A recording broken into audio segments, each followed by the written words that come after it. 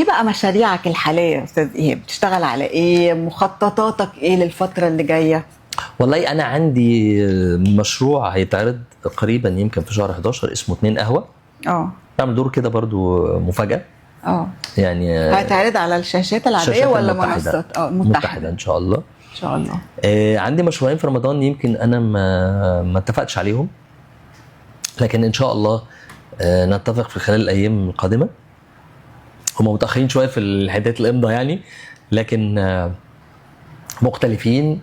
انا اتصور فيهم بشكل مختلف شكلا وموضوعا. مفاجأة جميلة. الله.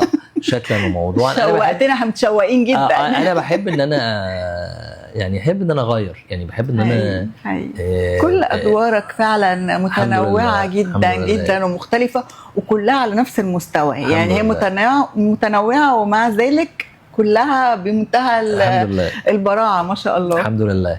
فهو يعني يمكن في خلال الايام القليله القادمه ان شاء الله ابقى انتهيت من الحكايات الامضاء الاحترافيه يعني.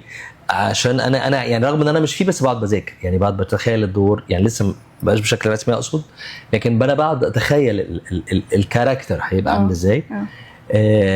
لانه اصعب شيء لما تبقى انت ناجحه او ربنا كتب لك نجاح. السنه اللي فاتت الحمد لله كانت سنه جميله جدا، انك لازم صعوبه او بتبقى الدنيا صعبه قوي انك تختاري، ويبقى في خوف، في خوف شديد انك انت هتعملي ايه، طب ده هيبقى اقل تبقى. فانا دايما يعني الحمد لله بدأ واتمنى ان يكون اختيار سليم.